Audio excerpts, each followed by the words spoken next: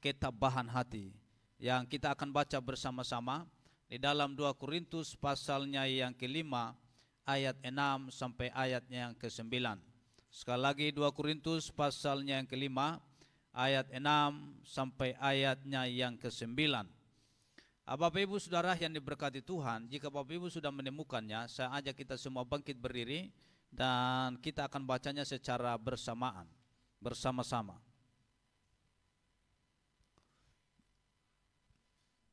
Baik, saya akan hitung sampai ketiga. 3, 2, 1. Maka oleh karena itu hati kami senantiasa tabah, meskipun kami sadar bahwa selama kami mendiami tubuh ini, kami masih jauh dari Tuhan. Sebab hidup kami ini adalah hidup karena percaya, bukan karena melihat. Tetapi hati kami tabah, dan terlebih suka kami beralih dari tubuh ini untuk menetap pada Tuhan. Sebab itu juga kami berusaha, baik kami diam di dalam tubuh ini maupun kami diam di luarnya, supaya kami berkenan kepadanya. Tuhan Yesus memberkati, silakan duduk. Bapak Ibu Saudara yang diberkati Tuhan, ketika kita melihat atau mendengar menyangkut dengan ketabahan hati ini, maka ini adalah sesuatu hal yang sungguh luar biasa di dalam kehidupan kita sekalian. Ketabahan hati adalah saat di mana kita terus berjuang dan berjuang. Bahkan setelah kita mengalami penolakan atau kegagalan berulang-ulang kali dalam hidup ini, termasuk di dalamnya keuangan, semangat berjuang yang dimiliki orang-orang yang memiliki ketabahan hati membuat mereka terus terdorong untuk terus maju di dalam kehidupan ini. Itu adalah orang-orang yang memiliki ketabahan hati di dalam kehidupannya. Dia terus berjuang apapun yang terjadi dalam hidup ini. Bukan menyalahkan keadaan, bukan juga menyalahkan situasi. Situasi bisa disalahkan ketika kita tidak memiliki ketabahan hati. Yang sebenarnya situasi itu tidak salah. Tetapi situasi itu bisa salah ketika hati kita sudah mulai salah. Karena itu kita harus memiliki ketabahan hati ini, agar kita menjadi orang-orang yang terus berjuang di dalam Tuhan. Oleh karena itu, hati kami senantiasa tabah dalam ayat ini. Saudara-saudara yang diberkati Tuhan, salah satu ciri kedewasaan rohani adalah memiliki ketabahan hati. Itu salah satu. Tapi Tuhan tidak pernah menjanjikan bahwa umatnya akan hidup dalam ketenangan, dalam kesenangan, atau mungkin hidup dalam keadaan baik-baik saja. Tetapi Tuhan berjanji akan selalu menyertai kita. Itu yang Dia janjikan kepada kita. Sekali lagi saya ulang, Tuhan tidak pernah janji atau menjanjikan bahwa umatnya itu harus hidup dalam sebuah ketenangan. Tetapi yang Dia janjikan di dalam firman-Nya bahwa Dia akan menyertai kita dimanapun kita berada. Itulah janji Tuhan. Itu artinya bahwa ketika kita ada dalam posisi keadaan yang tidak baik, Tuhan ada di sana. Bahkan orang menyakiti kita sekalipun, Tuhan ada di sana. Karena Dia selalu menyertai kita. Oleh sebab itu kita harus selalu tabah dalam menghadapi semua pencobaan dan masalah di dalam kehidupan kita. Karena tidak ada manusia di bawah kolong langit ini yang tidak mengalami pencobaan, yang tidak mengalami masalah. Semua kita pasti mengalami masalah. Tetapi ketika kita mempunyai ketabahan hati, maka kita akan bisa melewati semua yang terjadi di dalam kehidupan kita sekalian. Saudara-saudara yang diberkati Tuhan, ciri orang yang memiliki ketabahan hati, yang pertama, kuat di dalam Tuhan. Saudara-saudara yang diberkati Tuhan, kita tidak perlu omong dulu lah masalah di luar, masalah di dalam gereja saja, masalah di dunia mungkin tim altar saja, atau mungkin sesama kita hamba Tuhan atau hamba Tuhan dengan jemaat. Apakah kita tetap kuat di dalam Tuhan, ataukah malah menyalahkan satu dengan yang lain? Bapak Ibu Saudara yang diberkati Tuhan,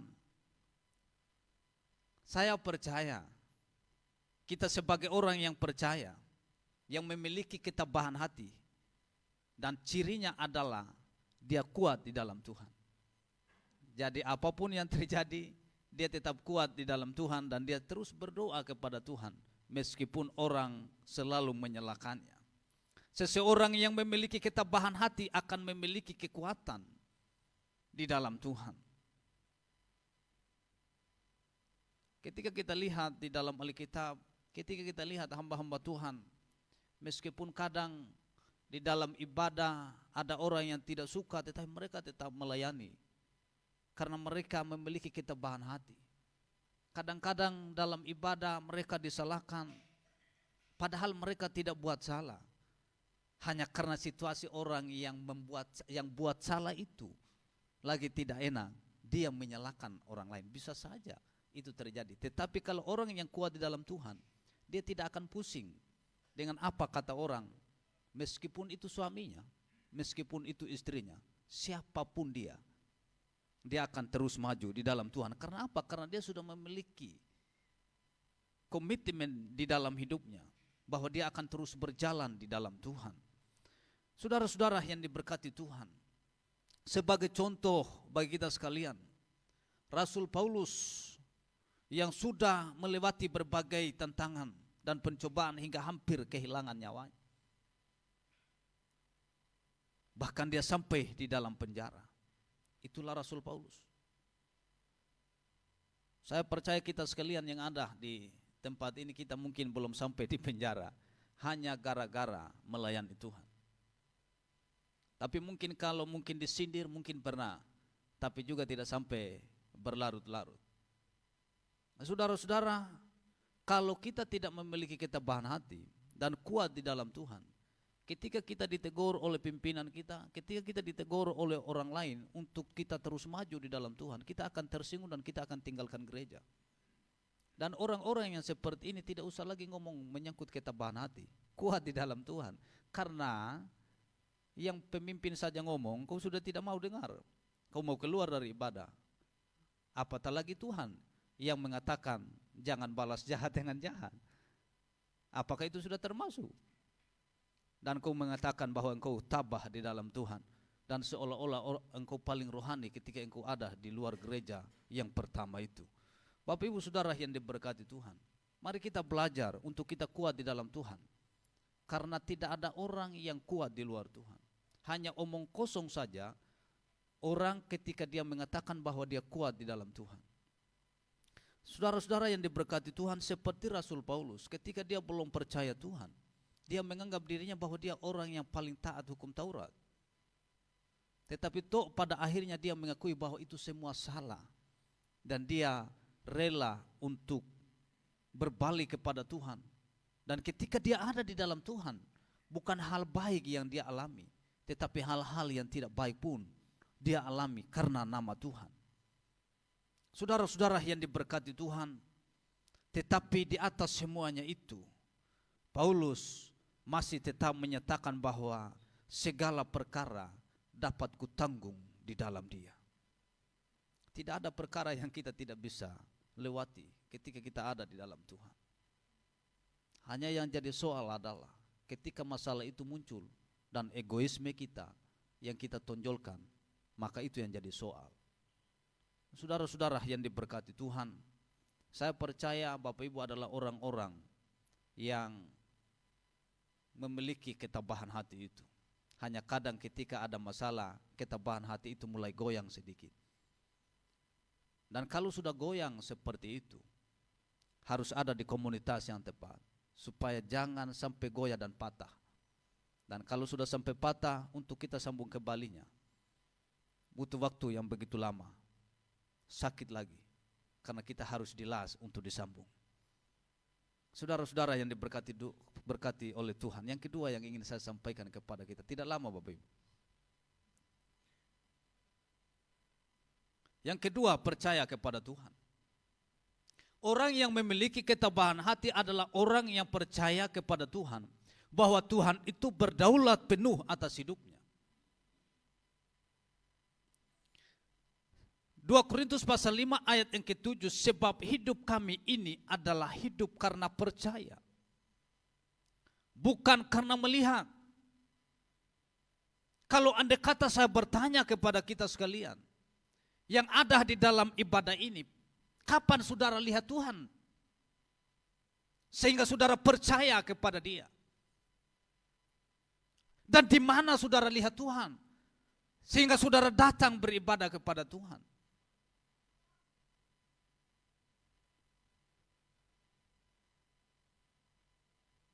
Tetapi ayat ini mengatakan bahwa sebab hidup kami ini adalah hidup karena percaya, bukan karena melihat.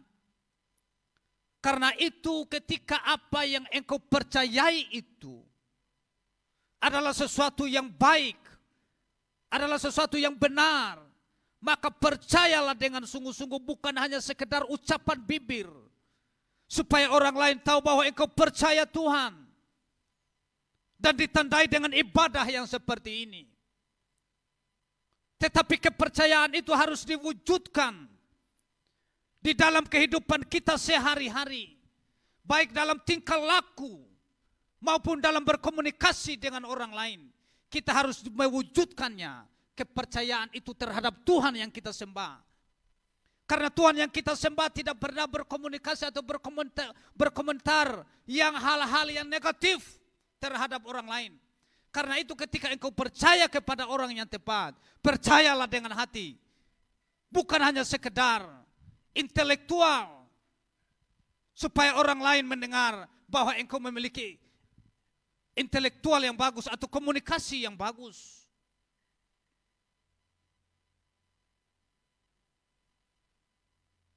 Saudara-saudara yang diberkati Tuhan,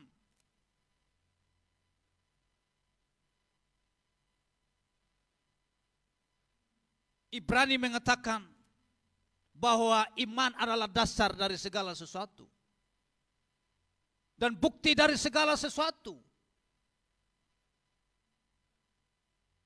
Kenapa saudara-saudara? Karena kita tidak pernah melihat Tuhan dengan mata di kepala kita, tetapi kita meyakini Dia ada bersama dengan kita. Kita percaya bahwa Tuhan itu ada. Dan karena itu kita harus percaya dengan sungguh-sungguh. Dia Tuhan yang menciptakan kita. Dia Tuhan yang membuat kita ada sampai saat ini. Engkau jangan mengatakan bahwa karena 4 sehat 5 sempurna yang membuat saya sehat sampai sekarang ini. Kita tidak terlalu memiliki banyak uang. Dan saya percaya 4 sehat 5 sempurna itu tidak mungkin masuk juga di dalam hidup kita, tapi tidak terlalu setiap hari 4 sehat 5 sempurna itu. Karena bisa saja satu hari kita tidak memiliki lauk dan hanya punya nasi dan garam. Tapi kalau berdoa tetap 4 sehat 5 sempurna. Karena itu 4 sehat 5 sempurna itu bisa terwujud dalam hidup kita ketika kita bersyukur. Kita lihat ada orang kaya hanya makan bubur. Tetapi puji Tuhan kita tidak kaya, tapi kita tetap makan nasi dengan lauk. Berarti 4 sehat itu tidak berlaku bagi orang kaya pun. Tidak semua orang kaya. Tapi kalau hidup dalam bersyukur, saya percaya kita akan hidup dalam 4 sehat 5 sempurna itu karena percaya kepada Tuhan. Seseorang bisa mengalami ketenangan dan tabah menghadapi hal-hal yang buruk karena memiliki kepercayaan kepada Tuhan. Saudara-saudara, apakah ada di antara kita yang kita punyai, atau selama kita hidup di dunia ini kita ada satu orang yang kita percayai begitu? Ketika dia ngomong kita percaya. Apapun yang dia ngomong pasti kita percaya. Yang kelihatannya. Tapi suatu saat ketika orang yang saudara percaya itu lalai, maka suatu waktu saudara sudah mulai tidak percaya kepada orang itu. Dan kalau dia berulang-ulang kali lakukan hal itu, maka meskipun dia sudah ngomong hal yang benar, kita mulai curiga dan kita tidak percaya lagi. Itulah manusia, tetapi beda dengan Tuhan kita. Apa yang dia ngomong, itu pasti dia lakukan. Dia tidak pernah mengingkari apa yang dia janji dalam hidup kita. Karena itu percayalah kepada Tuhan dengan sungguh-sungguh. Seseorang bisa mengalami ketenangan dan tabah dalam menghadapi segala sesuatu atau hal yang buruk dalam hidupnya ketika dia memiliki kepercayaan yang sungguh kepada Tuhan. Percaya bahwa Tuhan akan menolong tepat pada waktunya, dan dia sanggup melepaskan kita dari apapun perkaranya. Itulah Tuhan kita. Percaya juga bahwa Tuhan memiliki rencana yang indah atas setiap hal yang dijanjikannya kepada kita sekalian.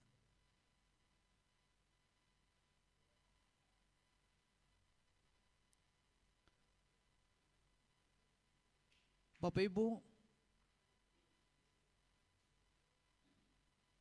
percaya kepada Tuhan memang tidak semua orang melihat seperti apa percaya kita.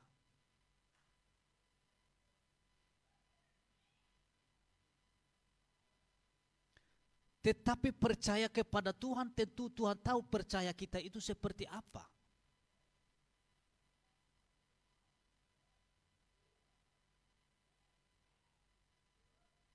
Karena itu kita perlu percaya dengan sungguh. Dan bukan hanya sekedar dalam ibadah yang seperti ini lalu kita percaya Tuhan. Tetapi memang dalam gaya hidup kita setiap hari, kita harus percaya Tuhan.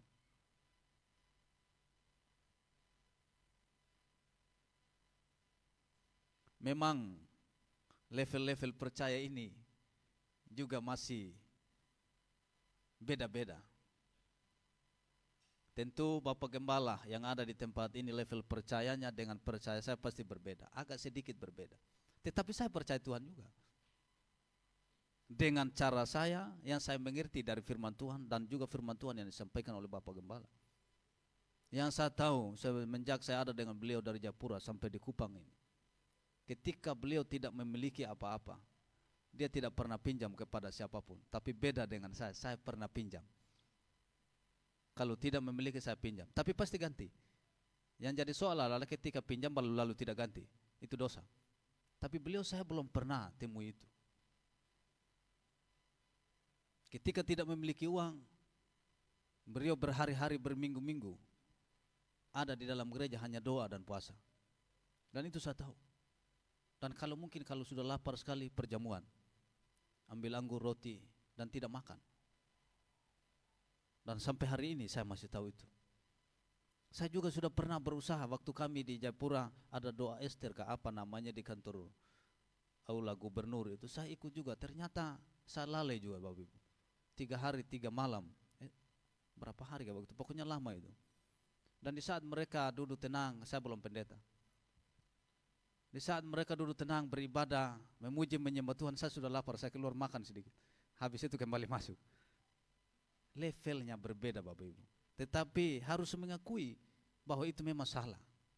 Minta ampun kepada Tuhan, Tuhan saya sudah tidak mampu ini. Saya makan dulu, saya kembali lagi beribadah. Makanya kan Bapak Gembala kita di sini mengatakan berdoa dan berpuasa. Kalau puasanya tidak bisa dilakukan, datang doanya. Tapi kalau dua-duanya dilakukan, bisa dilakukan, lakukan.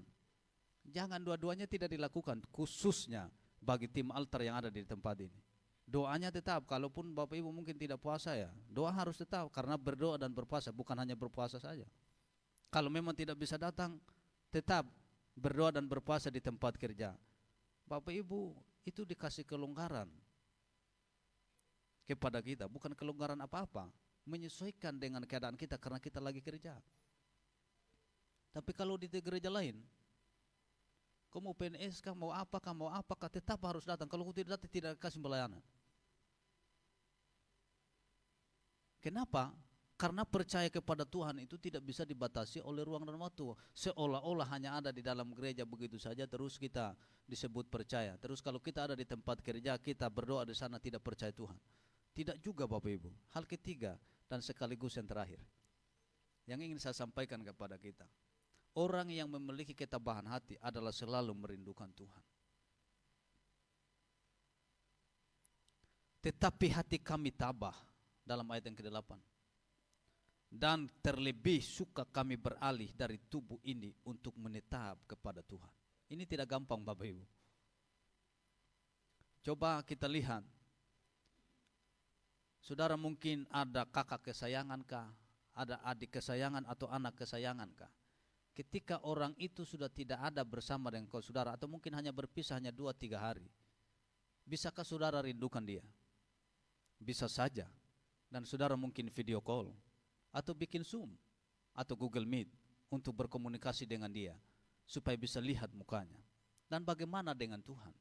Apakah Bapak Ibu dengan saya juga merindukan dia setiap hari dalam kehidupan kita? Beralih dari tubuh ini untuk menetap ada pada Tuhan. Ataukah kita hanya sekedar mengatakan bahwa kita mau beralih dari tubuh ini, tetapi tetap kita ada di dalam tubuh kita sendiri. Saudara-saudara, seperti ibadah tengah minggu, kita tidak diwajibkan juga, meskipun wajib ibadahnya ya, tidak diwajibkan untuk datang ke sini. Tetapi wajib kita ibadah 1 jam setiap hari Kamis. Tidak diwajibkan untuk ada di dalam ruangan. Itu artinya kan bagus sekali. Saudara bisa mengikuti di mana saja, tapi tetap dalam hadirat Tuhan. Tinggal buka Facebook dan kita mengikutinya. Itulah orang yang merindukan Tuhan. Tetapi kadang hati nurani mengatakan ini hari-hari Kamis, tetapi karena sudah terlanjur janji dengan orang, seolah-olah orang itu besoknya akan meninggal dan tidak bisa ketemu lagi. Jadi hari itu pergi dulu ketemu orang itu, dan ibadahnya lalai. Kalau andai kata Tuhan panggil pada saat aku ketemu orang itu, surga kan neraka itu, saya tidak tahu juga, hanya itu urusan Tuhan. Seperti kakak terkasih di Sabu itu, dia jalan-jalan untuk pergi kerja dan meninggal di rumah orang. Kita tidak tahu di mana kita meninggal. Ajo pun Bapak. Karena itu kita harus selalu merindukan hadirat Tuhan. Seperti seorang anak dekat dengan bapaknya. Demikian orang percaya yang memiliki keintiman dengan Bapa. Orang yang demikian akan selalu merindukan hadirat Tuhan. Bapak Ibu, jujur, bukan saya mengangkat Bapak Gembala di sini. Tiap pagi beliau berdoa, malam juga berdoa. Bapak Gembala di tempat ini tidak pusing, kau sudah mengantuk kah? Apakah, pokoknya dia doa. Dan bisa itu berjam-jam. Dan kita yang biasa hanya doa, hanya 2 menit, pikir sudah. Engkau masih tenang dalam ibadah, dalam doa malam, doa pagi itu. Tetapi orang yang ada di hadirat Tuhan, dong itu tidak tahu bahwa mereka sudah lama di hadirat Tuhan. Tetapi kita yang biasa tidak lama di hadirat Tuhan, hanya 2 menit, paling lama 5 menit lah. Karena ada pujiannya berulang-ulang, doanya hanya 1 menit, 2 menit. Tapi orang yang ada di hadirat Tuhan itu doanya panjang. Dan enak kita dengar kalau kita ikuti betul. Tetapi keinginan daging bilang sudah mengantuk. Tapi Bapak Gembala bilang kau lebih bagus tidur di hadirat Tuhan. Maksudnya tidur dalam berdoa daripada kau tidur dan tidak berdoa. Habis itu bangun lagi. Saya ingat Bapak Ibu waktu kami di STPB Soe, kami doa pagi, itu mengantuk semua dan ada satu tertidur doa paginya. Ada satu iseng, kami semua pergi, saya pikir dia ada sakit Bapak Ibu. Ternyata karena tidur. Jadi kami pergi doa, saya usirnya sebenarnya usir roh sakit, tapi roh ngantuk yang mereka lakukan, akhirnya orang ini terbangun. Kaget ya, karena tahu saja kalau usir dalam nama Yesus itu kan bukan hanya omong seperti ini, pasti berteriak. Jadi orang ini bangun. Nah Bapak Ibu, mari kita belajar, ketika kita merindukan Tuhan, kita harus ada di hadirat Tuhan. Bukan hanya sekedar kata-kata, kita bilang kita ada di hadirat Tuhan, terus ngomong orang punya nama jalan terus, menjelekkan orang jalan terus, seolah-olah kau yang paling suci di dunia ini, dan tidak ada orang lain yang lebih suci dari kau. Kita akan merasa aman dan tenang jika sedang berada di hadiratnya.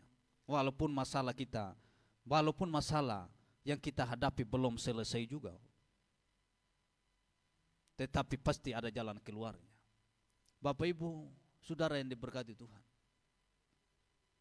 saya tahu Bapak Ibu merindukan Tuhan, makanya ada di tempat ini. Bukan karena kebiasaan, tetapi memang karena rindu untuk berjumpa dengan Tuhan. Saya tidak tahu ketabahan hati seperti apa yang Bapak Ibu miliki, tetapi minimal 3 hal ini yang saya sampaikan kepada kita, bahwa orang yang memiliki ketabahan hati pasti dia kuat di dalam Tuhan. Tidak mungkin dia tidak kuat kalau dia memiliki ketabahan hati. Orang yang memiliki ketabahan hati itu adalah orang yang percaya sungguh kepada Tuhan, bukan ikut-ikutan. Orang yang memiliki ketabahan hati adalah orang yang selalu merindukan Tuhan. Tapi memang Bapak Ibu, agak sedikit berbeda orang yang memang hidup di dalam Tuhan dengan orang yang sementara mau hidup di dalam Tuhan.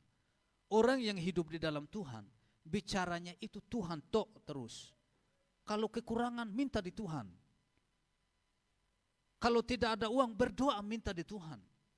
Logikanya begini, memangnya uang turun dari langit. Tetapi bagaimanapun orang yang ada di dekat dengan Tuhan pasti dia ngomong itu. Karena apa? Karena itu yang dia alami. Tetapi kalau kita yang baru dekat dengan Tuhan lalu bilang tidak ada apa-apa berdoa, coba Bapak Ibu pikir, yang setiap hari kita ketika kita tidak memiliki uang minta di orang tua, minta di saudara yang lain, terus tiba-tiba disuruh berdoa.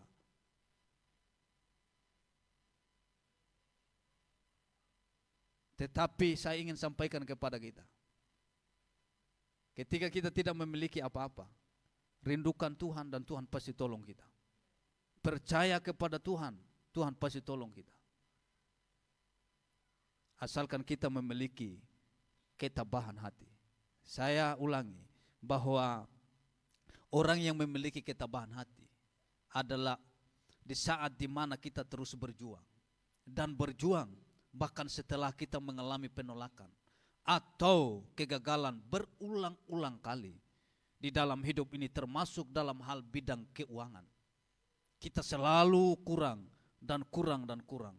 Bahkan saya waktu COVID itu saya pernah kekurangan betul-betul, dan saya coba rencana mau minta di Bagem di sini pasti dikasih juga kalau saya minta pasti. Tidak mungkin tidak, karena ini adiknya dalam keluarga begitu. Selain dalam keluarga ini juga pendeta di gereja ini, mungkin kira-kira begitu. Saya kekurangan betul-betul dan saya hanya bisa makan nasi. Saya WA-in pun hampir mau minta itu. Kau ada uang kan? Dia bilang tidak ada, jadi tidak minta lagi. Saya hanya makan dengan garam betul-betul kurang lebih mungkin 1 bulan. Yang COVID pertama itu. Karena uang kami pun, uang gajian itu tidak masuk-masuk. Saya hanya berusaha karena garam masih ada. Bapak Gembala bilang bisa makan dengan garam, jadi saya juga makan dengan garam. Meskipun itu sebenarnya ada sungut-sungutannya sedikit, tapi juga masih hidup. Bahkan berulang-ulang kali termasuk dalam hal keuangan. Semangat berjuang yang demikian orang-orang akan memiliki ketabahan hati. Ini membuat mereka terus terdorong untuk terus maju. Tuhan memberkati kita sekalian.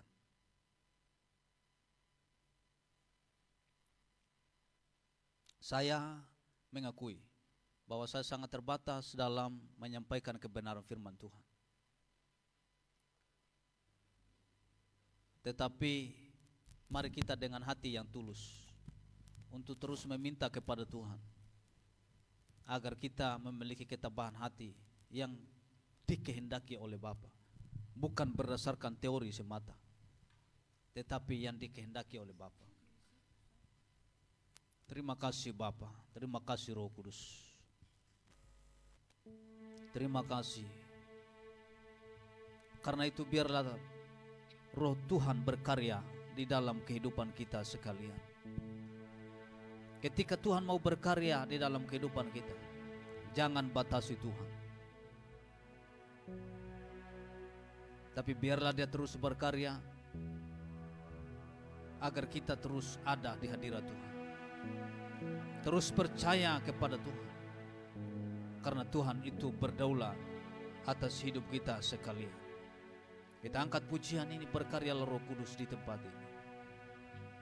Dia akan menolong kita sejauh engkau membuka hati untuk Dia berkarya di dalam kehidupan kita sekalian. Haleluya Yesus. Berkaryalah Roh Kudus di sini. Haleluya. Berkaryalah dengan kuasa-Mu. Berkaryalah Roh Kudus di sini. Berkaryalah dengan kuasa-Mu.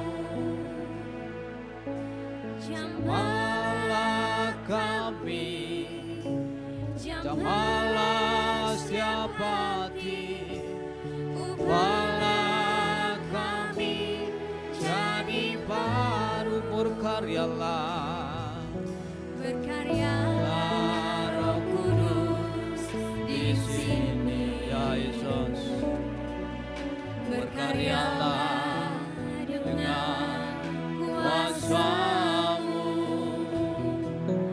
Berkaryalah Roh Kudus di sini. Berkaryalah dengan kuasa-Mu. Jamahlah kami, jamahlah setiap hati, ubahlah kami jadi baru. Ubahlah kami, ubahlah kami Bapa, untuklah kami Bapa, jadikan kami sesuai dengan firman-Mu. Ubahlah kami Bapa, untuklah kami Bapa, jadikan kami sama seperti Yesus. Berkaryalah, berkaryalah Roh Kudus di sini. Berkaryalah dengan kuasa-Mu. Berkaryalah Roh Kudus di sini. Berkaryalah dengan kuasa-Mu. Jamahlah, jamahlah kami, jamahlah setiap hati, ubahlah kami jadi baru. Ubahlah kami Bapa, saja kita sama bangkit berdiri. Kami Bapa, untuklah kami Bapa, jadikan kami sesuai dengan firman. Haleluya. Ubahlah kami Bapa, untuklah kami Bapa, jadikan kami sama seperti Yesus. Kita semua bangkit berdiri. Haleluya. Ubahlah kami Bapa, untuklah kami Bapa, jadikan kami sesuai dengan firman-Mu. Kami Bapa, bentuklah kami Bapa, jadikan kami sama seperti. Katakan dengan sungguh-sungguh, katakan ubahlah. Bentuklah kami Bapa, jadikan kami sesuai dengan firman-Mu. Ubahlah kami Bapa, bentuklah kami Bapa, jadikan kami sama seperti Yesus. Mari katakan dengan lembut, ubahlah kami Bapa, Yesus.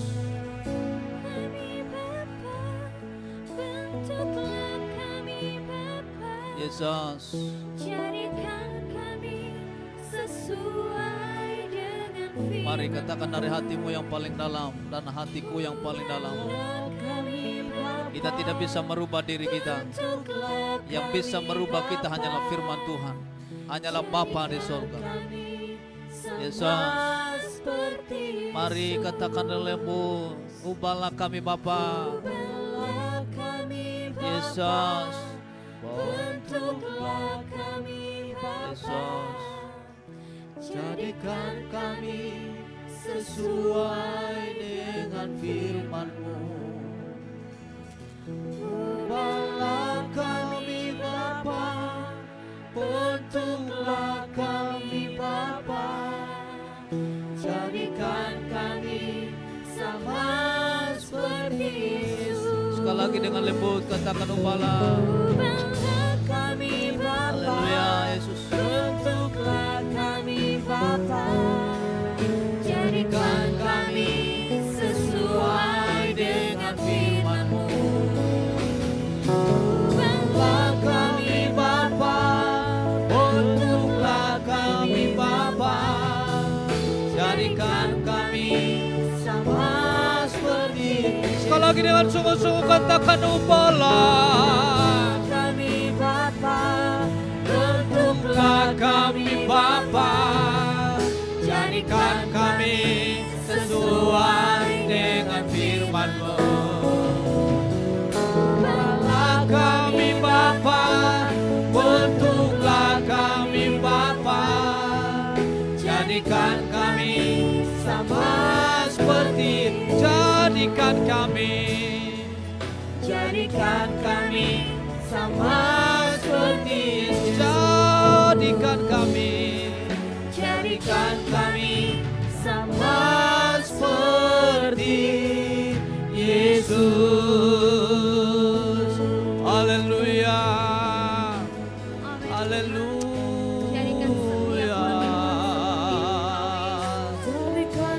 Allah yang diagungkan. Ubahlah kami Bapa, ubahlah kami sesuai kehendak-Mu.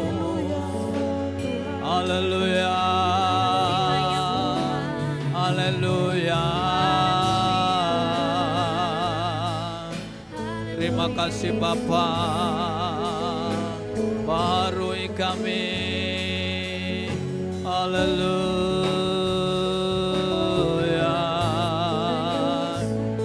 Haleluya. Haleluya. Au segalanya bagi kami Bapa, au segalanya. Haleluya. Yesus Tuhan. Haleluya. Haleluya. Yesus. Haleluya.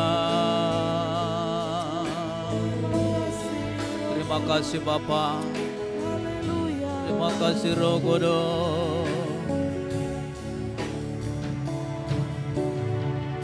Ya. Terima kasih Tuhan. Terima kasih Roh Kudus. Terima kasih Bapa. Haleluya.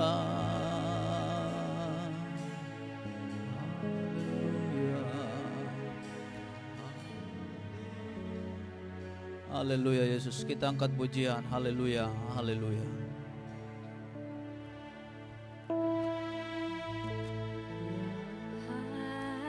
Haleluya.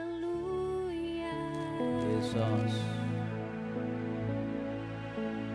Haleluya. Haleluya. Sebab Engkau Allah yang berkuasa. Haleluya.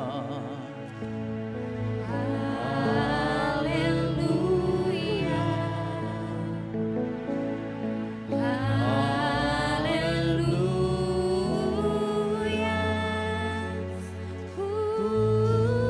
Kudus,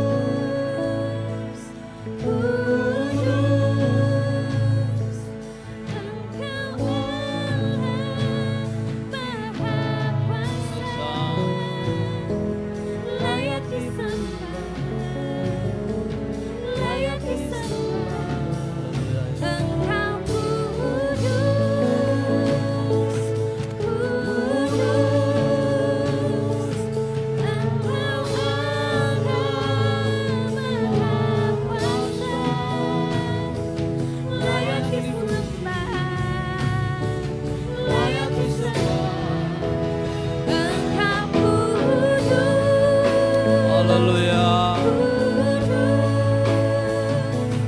Mari Tuhan Engkau tolong kami.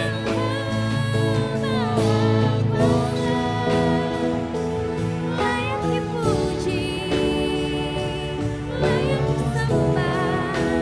Engkau kudus,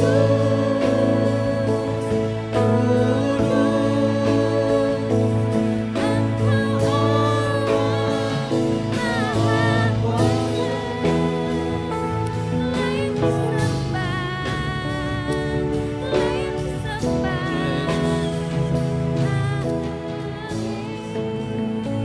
Haleluya. Bapa di surga, Bapa dalam nama Tuhan Yesus Kristus, hanya Engkau yang layak dipuji oleh kami. Hanya Engkau yang layak disembah, diagungkan oleh kami. Karena itu ya Tuhan, kami bersyukur, kami menyembah Allah yang kudus, Allah yang tidak pernah meninggalkan kami, Allah yang selalu ada bersama dengan kami. Terima kasih Bapa, terima kasih Roh Kudus. Bapa, kami sudah mendengarkan kebenaran firman. Kami tahu Engkau akan terus berkomunikasi di dalam hati pikiran kami, agar kami terus menjadi orang-orang yang memiliki ketabahan hati di dalam hidup ini.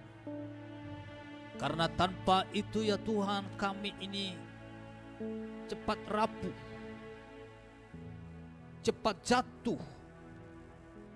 Karena itu kami mohon dengan sungguh kepadamu, berikanlah kepada kami ketabahan hati yang sesuai dengan kehendak, agar hidup yang kami jalani di dunia ini, hidup yang seturut dengan kehendak Bapa.